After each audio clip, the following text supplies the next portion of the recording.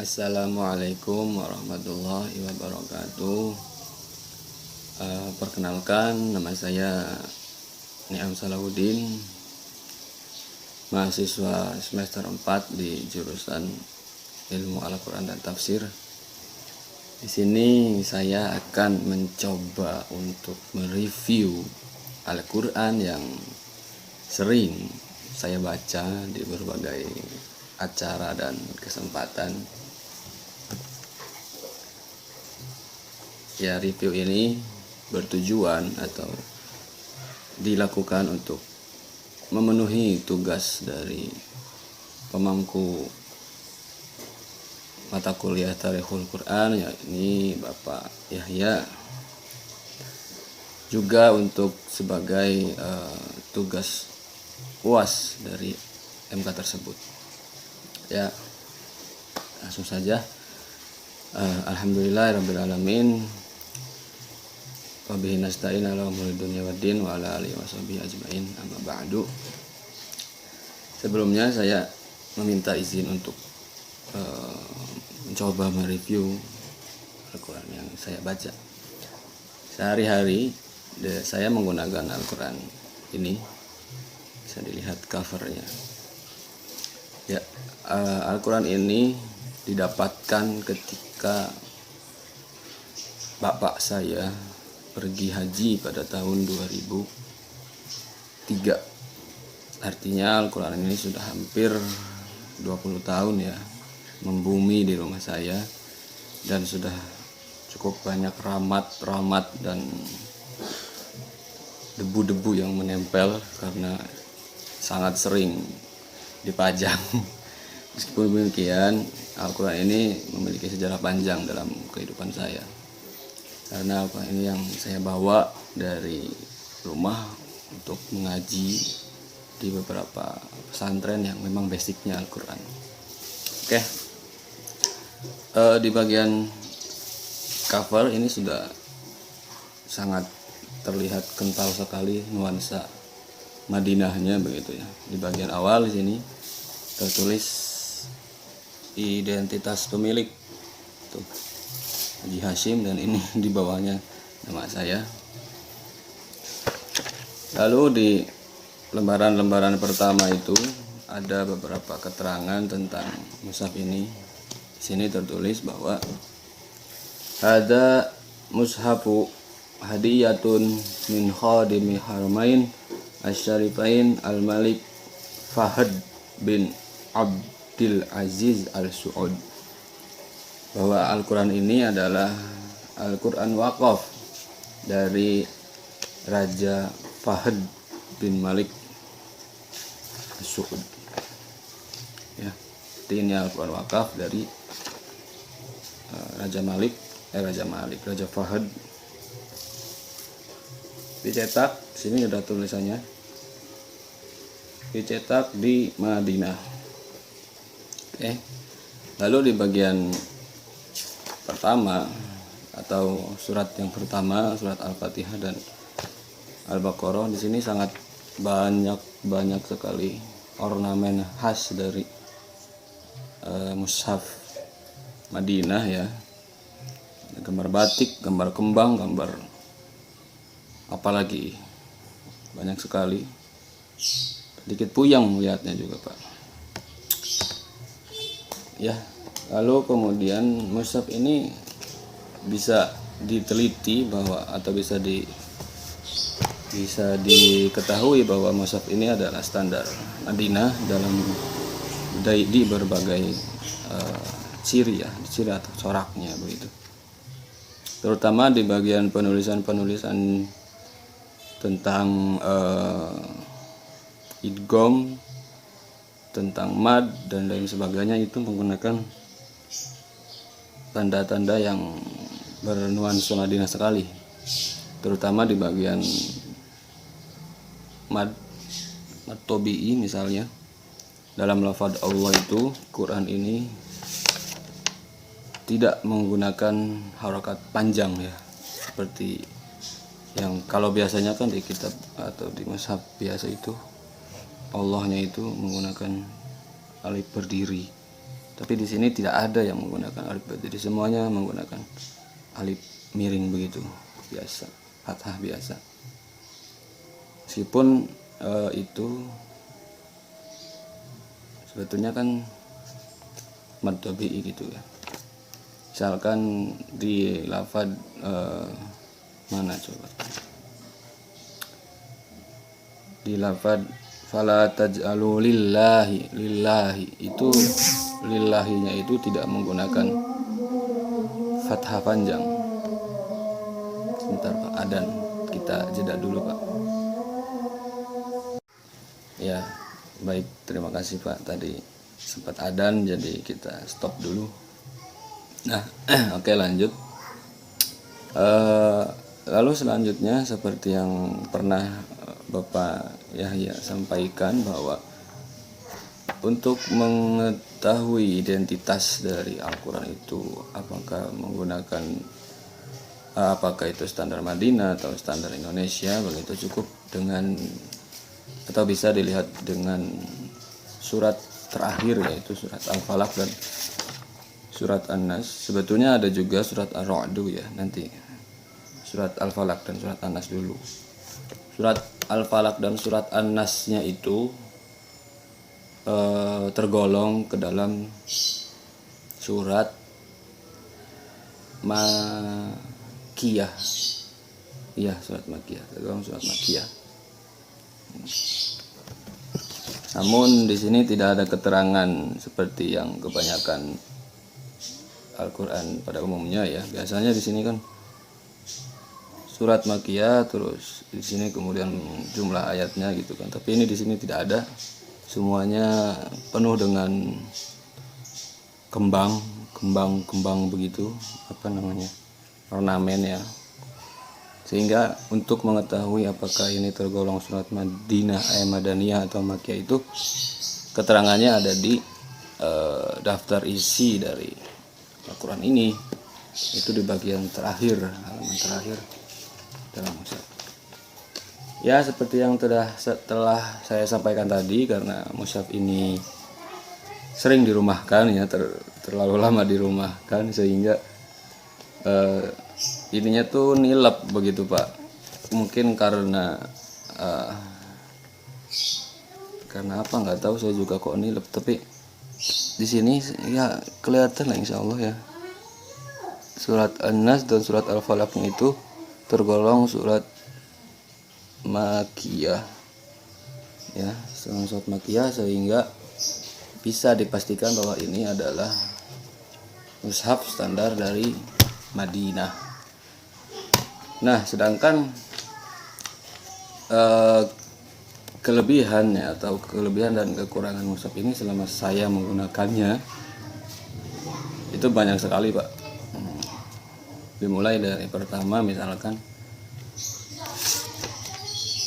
mushaf ini menggunakan bahan kertasnya itu nyaman dipandang, karena tidak terlalu putih, tidak terlalu buram begitu ya Pak, tapi tengah-tengah, sehingga betah gitu, berlama-lama membacanya sampai hatam 30 juz sehari itu insya Allah bisa kalau niat begitu ya Pak. Jadi betah, itu kelebihan pertama dari kertas yang enak dipandang, tidak melelahkan mata begitu. Terus di bagian kedua, kelebihan dari mushaf ini adalah sistemnya yang menggunakan sistem ayat pojok, sehingga membacanya itu lebih enak, bisa di ini mana sih, nah ini ayat pojok, ini juga ayat pojok begitu, sehingga untuk membacanya itu tidak semrawut begitu ya Pak. Karena kan kalau bukan ayat pojok kita harus apa ini sebaliknya, di kebet dulu, mending kalau ngebetnya langsung ke kebet gitu kan, kadang harus pakai ini, harus pakai apa, air ludah gitu dan sebagainya, itu sehingga membuat waktu terhambat dan tentu penggunaan maknanya atau penggunaan lafadznya itu menjadi terpotong begitu. Itu kelebihannya. Selain itu juga Quran ini itu pernah saya bawa nginep atau mondok ya, yang nginep aja lah, nginep di Susukan Cirebon ya, karena saya pernah nyantri di sana. Tapi begitulah, di sana itu kebetulan pondoknya itu pondok tahfidz, sehingga menggunakan Al-Qur'annya itu disarankan untuk menggunakan Al-Qur'an Madinah dengan beberapa kelebihan yang ada di dalamnya, terutama untuk menunjang hafalan dari para santri itu begitu. Dimana di sana itu disusukan itu seharinya itu wajib satu lembar ya, satu kaca ya, dan itu berarti kita bisa membaginya menjadi 2 shift, misalkan pagi dan sore dengan setengah halaman. Nah, Quran ini mendukung hal itu begitu. Misalkan di sini di dalam surat Al-Maidah juz 6 ini adalah ayat tengah. Ini adalah ayat pojok, sehingga untuk menghafal itu bisa pagi, misalkan dari sini sampai sini berhenti. Ini sudah ada ngeletek ya, sudah hafal, baru dilanjut dari sini ke sini. Nah, mushaf ini mendukung itu sehingga saya menjadi tambah semangat menghafalnya begitu. Nah, setelah itu kelebihan dan kenyamanan lainnya juga terdapat di khotnya ya, atau cetakannya Pak. Ini rapih dengan penggunaan rasamnya Usmani, sehingga sudah familiar dan tidak membingungkan. Biasanya kan suka ada yang kalau mushaf kuno begitu yang menggunakan penulisan imlai itu sok ada yang besar, ada yang kecil, tulisannya kurang rapi begitu. Tapi karena ini cetakannya rapi, jadi good Qurannya itu good ya. Adapun dari sisi ya tanda kutip kelemahan ya atau kekurangan Al-Quran dan kekurangan cetakan ini, secara keseluruhan menurut saya bagus ya, sudah bisa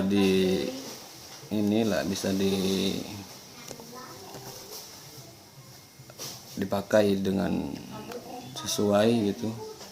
Hanya saja terdapat beberapa yang menurut saya itu sebuah kekurangan penyempurnaan, ya harus ada penyempurnaan lagi begitu. Contohnya saja misalkan di bagian akhir, di mana di sini itu Al-Quran ini itu nggak ada doa hatam Qurannya Pak, nggak ada doa hatam Quran, sehingga ya kalau mau hataman Ustadz itu suka membaca doa hatam Quran, dan Quran ini nggak bisa dipakai buat itu. Jadi para ustadz itu termasuk saya harus kemudian melihat atau meminjam Quran yang biasanya mungkin Quran Kudus atau Quran yang lainnya begitu, yang di belakangnya itu ada doa hatam Quran. Di sini tidak ada Pak. Dari misalkan ini surat An-Nas itu surat An-Nas, surat yang terakhir, ketika dibuka ya itu nggak ada, udah ini adalah apa bacanya, ta'rifu bihadal mushaf, kaidah-kaidah atau kata kunci yang ada di dalam mushaf ini itu ya, semuanya ini tulisannya bahasa Arab. Sehingga menurut saya dengan tidak adanya doa hatam Quran membuat sebagian atau membuat beberapa orang itu menjadi kurang ada nilai plusnya begitu ya, karena memang kan umumnya di kita itu setelah hatam Quran ya kita membaca doa Quran begitu, doa hatam Quran, meskipun bisa ngarang sendiri kan, kalau ada catatannya meskipun bisa ngarang sendiri kan, kalau ada catatannya bisa lebih enak begitu ya. Itu menurut saya sebuah kekurangan ya, dalam tanda kutip. Lalu juga kekurangan yang lainnya, atau kekurangan yang lain udah sih nggak ada, cuman oh iya, ini cetakannya cukup cukup berat untuk menjinjing Al-Quran itu. Ini bobotnya ada mungkin 1,5 kilo ya, atau kurang kali, namun cukup berat lah untuk orang-orang yang untuk digunakan untuk misalkan hafal deresan 1 juz oke, gitu, 2 juz oke, 3 juz oke. Tapi untuk kemudian dipakai 1 hari 1 hataman itu, ini memerlukan sandaran begitu ya.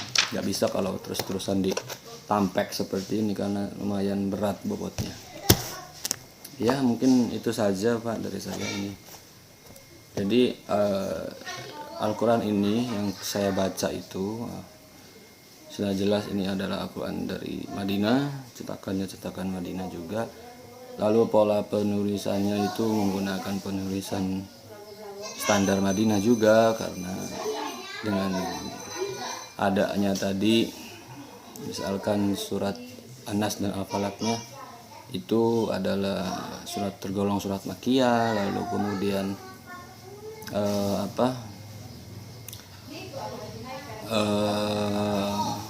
ditulis di belakangnya juga udah ada tulisan tadi dikeluarkan atau hadiah wakaf dari haji, sehingga ini Madinah banget begitu kelihatan sekali.